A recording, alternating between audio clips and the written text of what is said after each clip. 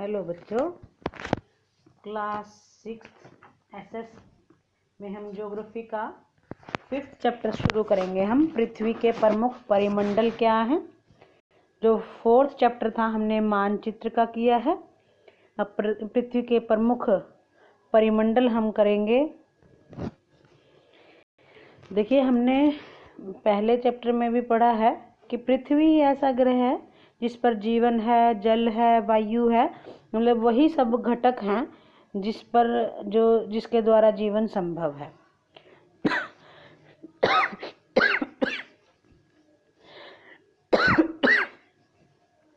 पृथ्वी की सतह पर पर्यावरण के 3 प्रमुख घटक आपस में मिलते हैं। तीनों घटक ही एक दूसरे को प्रभावित करते हैं। पृथ्वी की जिस ठोस सतह पर हम रहते हैं उसे भूमंडल कहते हैं।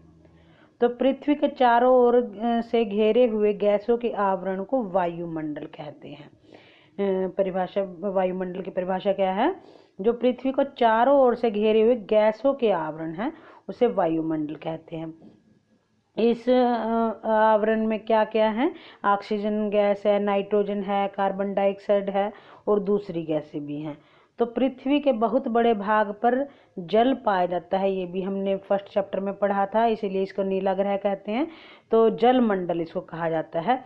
जल मंडल की जल की सभी अवस्थाएं जैसे जल है, जल वाष्प है तथा बर्फ है, ये सभी शामिल है। तो जीव मंडल एक सीमित क्षेत्र है जहां स्थल, जल एवं हवा एक साथ मिलते हैं। इस क्षेत्र में सभी प्रकार के जीवन पाए जाते हैं।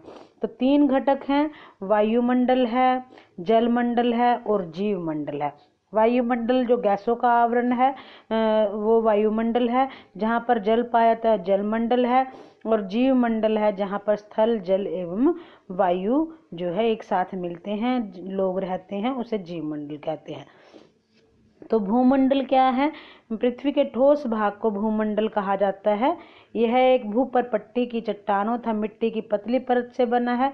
इस परत में जीवों के लिए पोषक तत्व पाए जाते हैं, मतलब जो जीवन जीने के लिए आवश्यक तत्व हैं वो सभी भूमंडल पर पाए जाते हैं। इसको 2 भागों में बांटा जाता है भूमंडल को।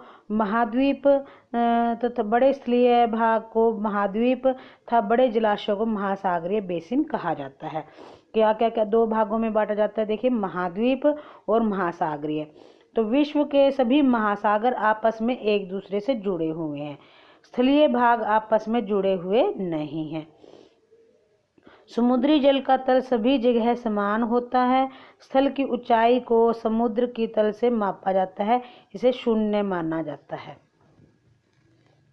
ये क्या आप जानते हैं कि भारत के तेनजिंग नोर्गे शेरपा था ब्रिटेन के एडमंड हिलेरी विश्व की सबसे ऊंची चोटी एवरेस्ट पर 29 मई 1953 को चढ़ने वाले पहले व्यक्ति थे।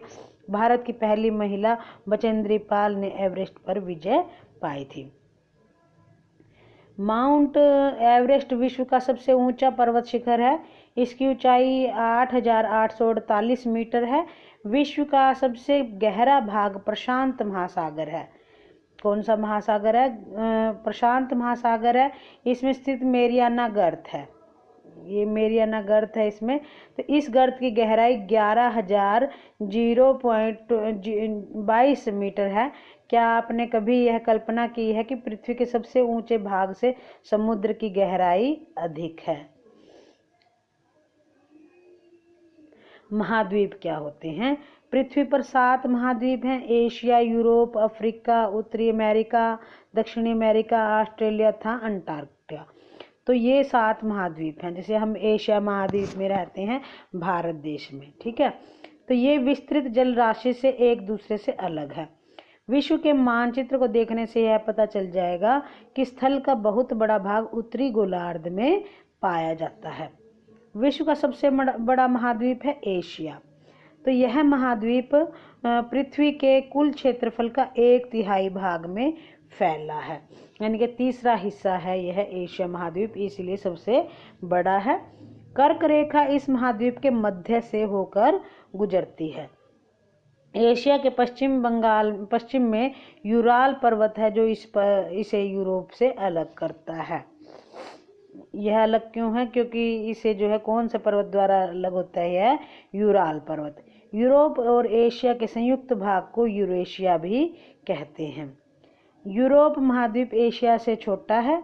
यूरोप महाद्वीप एशिया के पश्चिम में स्थित है।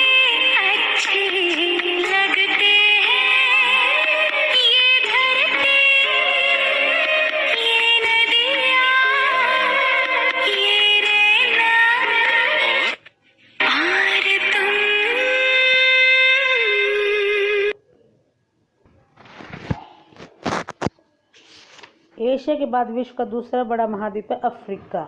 विषुवत वृत्त इसके मध्य भाग से होकर गुजरता है। अफ्रीका का अधिकतर भाग उत्तरी गोलार्ध में स्थित है। इस महाद्वीप में से कर्क रेखा, विषुवत रेखा और मकर रेखा तीनों ही रेखाएं होकर गुजरती हैं। बच्चों, आपको यहाँ तक ये चैप्टर कंप्लीट रीड करना है। बाकी का जो चैप्टर है हम कल कर लेंगे।